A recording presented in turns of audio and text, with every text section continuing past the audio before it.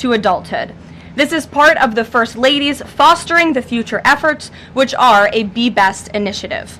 In other news, the Democrats dragged on the government shutdown for 43 days, the longest shutdown in U.S. history. But tonight, thanks to Republicans, the White House is very hopeful that this shutdown is going to come to an end. The damage caused by the Democrats with this reckless government shutdown cannot be forgotten. It is entirely the fault of the Democrat Party. Just look at the vote count. Hundreds of thousands of federal employees have missed their paychecks. Tens of billions in wages and benefits were withheld, impacting vulnerable families. Millions of low-income Americans missed their SNAP benefits. Nearly 20,000 flights at airports across the country were delayed due to staffing shortages, causing Americans to miss family events, vacations, and work obligations. According to Airlines for America, an estimated 5.2 million travelers have had their flights disrupted over the course of the Democrat shutdown. And our economy has lost billions and billions of dollars in economic activity over the course of this shutdown, hurting consumer sentiment and crushing the travel and hospitality industries. According to a CBO estimate, the Democrat shutdown could end up decreasing fourth quarter economic growth by 2 whole percentage points. The Democrat shutdown made it extraordinarily difficult for economists, investors, and policymakers at the Federal Reserve to receive critical government data. The Democrats may have permanently damaged the federal statistical system, with October C.P.I. and jobs reports likely never being released. And all of that economic data released will be permanently impaired, leaving our policymakers at the Fed flying blind at a critical period. It's hard to recap all of this without asking a simple question: why? Why have the Democrats put the American people through this pain for 43 days in a row? And it feels like Groundhog Day being up here again talking about this Democrat shutdown. And the answer to that question is pure partisan politics. They started this shutdown with a ridiculous demand to force taxpayer-funded healthcare benefits to illegal aliens who broke into our country. Even after it was clear President Trump and Republicans would never force American taxpayers to pay for free healthcare for illegals. In fact, President Trump's One Big Beautiful Bill fixed that problem. The Democrats kept dragging this reckless government shutdown on for weeks longer to boost their turnout in an election, perhaps one may guess. That's because the Democrats are totally captured by their far left-wing base, who only care about attacking President Trump, even if it means hurting innocent Americans in our country. The Democrats' weakness and their unwillingness to buck the fringe members of their party dragged this harmful shutdown on for 7 weeks and inflicted massive pain onto the American public. But let's be clear. The clean CR being voted on today in the House of Representatives that will lead to the reopening of the federal government is what President Trump and Republicans have supported from day one. Our troops, air traffic controllers, and federal employees will be back to receiving their regular paychecks. Families in need will get back to receiving their food purchasing assistance, and the people's government will soon be back open for business. President Trump looks forward to finally ending this devastating Democrat shutdown with his signature, and we hope that signing will take place later tonight. On another matter, I want to address the affordability issue that's received a great deal of media attention this past week, which is ironic because it didn't receive that much attention when Joe Biden was here and inflation was at a record high 9%, the worst inflation crisis in modern American history. And President Trump won a landslide election in part to address the affordability issues created by Joe Biden and the Democrats. And that's exactly what President Trump has done since day one of his administration. Since the first day in office and every day since, the Trump administration has taken aggressive action to fix the Biden-created cost of living issues. The notion that the same Democrats who just shut down the federal government to sabotage our economy, rob people of their paychecks, and also helped Joe Biden ratchet up inflation to 9% are now suddenly affordability champions, that notion is completely absurd. And it's something only the liberal media would have the gall to push. But the reality is that President Trump and his administration have done so much to lower prices and increase the economic prosperity of the American people. And this president and his team of amazing economic advisors are going to keep working on this issue every single day.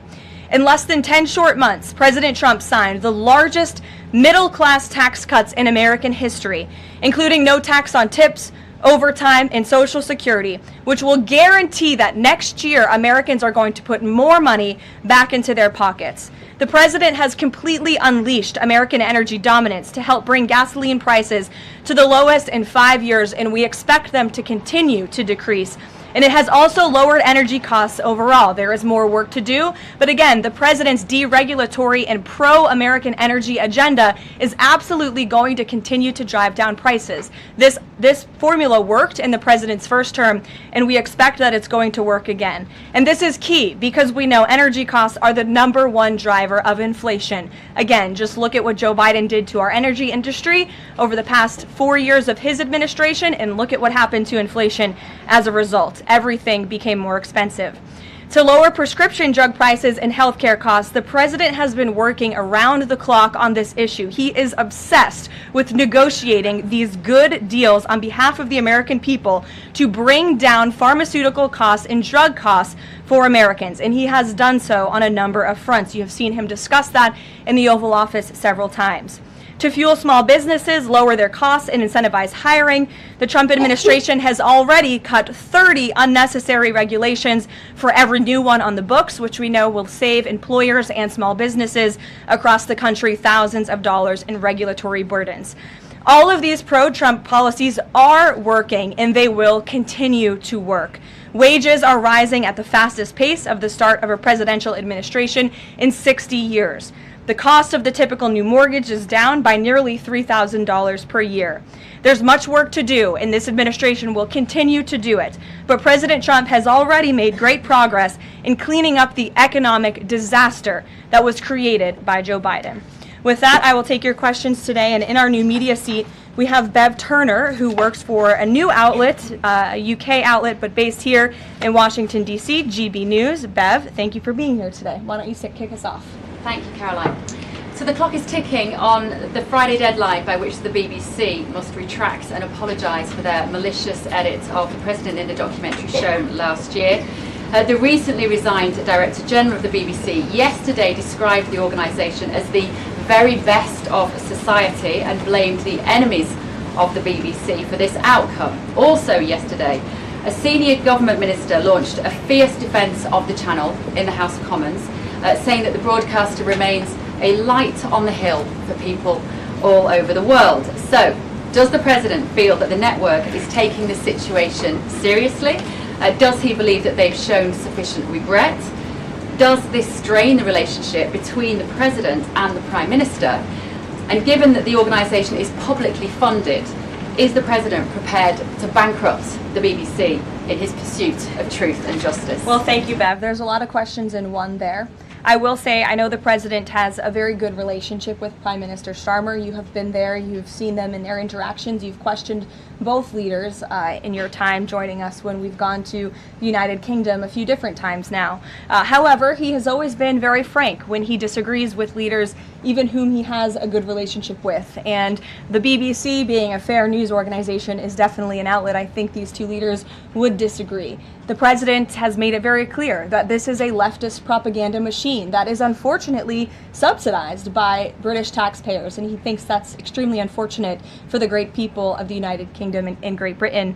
And I think that the president was deeply concerned by the editing, the purposeful and dishonest editing of his speech that was so clearly fake news, and he rightfully dubbed that term many years ago, and this is a classic example of that. We see it in the United States all the time. We see it now in the United Kingdom. As you know, the president's external legal counsel has filed a lawsuit against the BBC.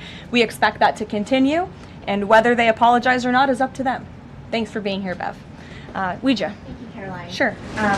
I have your statement about the new Epstein emails that have been released by House Democrats. Separate from why you believe the emails were made public, can you address their substance? Did the president ever spend hours at Jeffrey Epstein's house with a victim? These emails prove absolutely nothing other than the fact that President Trump did nothing wrong. And what President Trump has always said is that he was from Palm Beach, and so was Jeffrey Epstein. Jeffrey Epstein was a member at Mar-a-Lago until President Trump kicked him out because Jeffrey Epstein was a pedophile and he was a creep. And this email you refer to with the name of a victim that was unredacted now and has since been reported on in this room, so I will go ahead and say it, Virginia Giuffre. And it was CBS's own reporting, Ouija, that recently wrote that Miss Giuffre maintained, and God rest her soul, that she maintained that there was nothing inappropriate she ever witnessed, that President Trump was always extremely professional and friendly to her. And so I think it's a question worth asking the Democrat Party, and you should all go ask them after this briefing, of why they chose to redact that name of a victim who has already publicly made statements about her relationship with Jeffrey Epstein and is unfortunately no longer with us. Mary. Thank you, Karoline. 2 questions on this. In the interest of transparency, why not just go ahead, release the full files on Epstein, get this all over with? This administration has done more with respect to transparency when it comes to Jeffrey Epstein than any administration ever. In fact, this administration, the Department of Justice, has turned over tens of thousands of documents to the American people. We are cooperating and showing support for the House Oversight Committee. That's part of the reason you are seeing these documents that were released today, because of the House Oversight Committee's and Republicans' efforts to get these out to the public. This administration also moved, the Department of Justice also moved to unseal grand jury testimony, which we know, unfortunately, a judge declined those requests. So this administration has done more than any, and it just shows how this is truly a manufactured hoax by the Democrat Party. For now, they're talking about it all of a sudden because President Trump is in the Oval Office. But when Joe Biden was sitting in there, the Democrats never brought this up. This wasn't an issue that they cared about because they actually don't care about the victims in these cases. They care